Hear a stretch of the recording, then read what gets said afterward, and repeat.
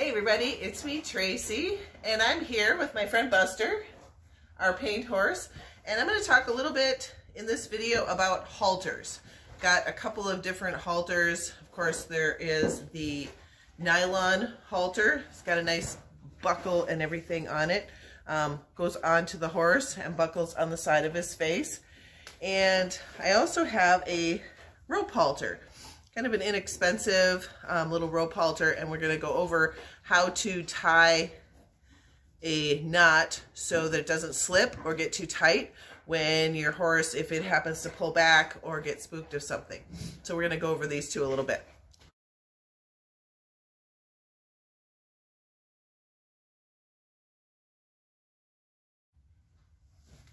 All right, so with the help of my friend Buster, I'm going to go over how easy peasy it is to use the nylon halter. Some pros, super easy to get on and off. Also has little holes in it. I do prefer the kind with the little metal pieces around the holes so that as it ages, it doesn't get stiff or the holes don't get stuck. But what I like to do, I'm gonna get our friend Buster over here a little bit so you can see what I'm doing. Come on over, buddy. All right, what I like to do is, oh, here we go, oops, is to wrap my arm around his neck. So I'm gonna hold the strap of the halter in this hand, and I want him to lower his head down and also towards me. And I know I don't wanna come chasing after him like this, because you can see what he does. He raises his head, he's scared of me, and he reacts that way. So what I'll do, it's all right, buddy. What I'll do, scoot over, is wrap my arm around his neck, just in a gentle way, and I press on the top of his head so he lowers, lower, his head. Pressure and release works pretty well with this guy. So I'm going to wrap my hand around here, put this halter on, and now I have control of his face. If something were to happen and he would spook, I would be able to bring him right back to me. So I'm going to turn here, buckle, and I always like to put it in here in the flap. Boom, done. So now you have control. You can put your lead rope on or whatever. So next, I'm going to take that off.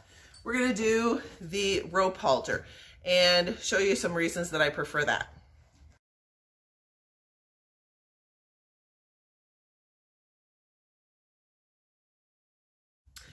Now, just like with any item, you can have a very, very high end or an inexpensive end item. So rope halters, the things that I do like about them are that one size fits all.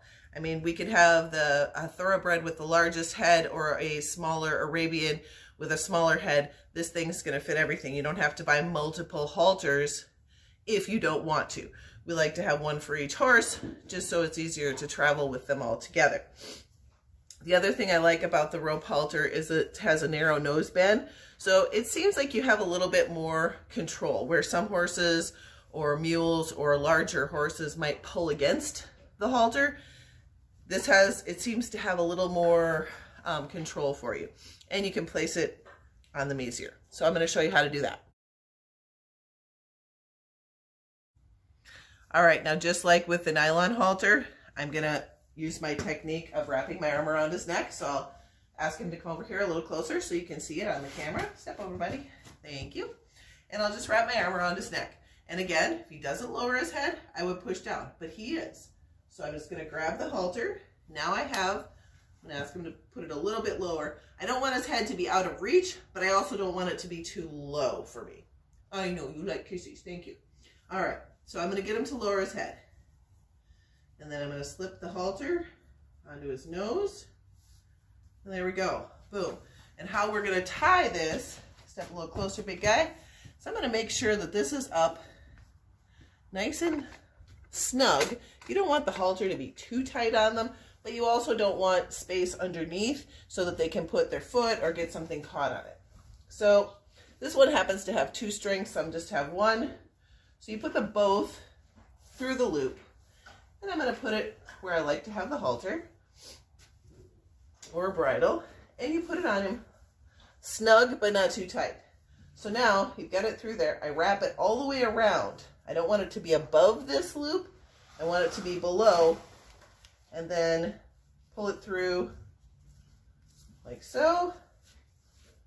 So it's snug, but now if he happens to get on something and pulls, I'm still able to wiggle this loose, and I don't need a pocket knife or something to cut it off of him if he gets stuck. And I can move it up or down depending. And you can also adjust these little knots underneath. I don't like to have space under here where they can get their foot stuck or get a post or something like that. And I never leave halters on when they're out to pasture, just so, like I said, in case they get caught, they won't get hurt. So that wraps up our little halter chat, and hope you have happy horsey fun. Thanks for watching. Don't forget to like and subscribe to our channel for more fun horse info, tack, and stuff like that.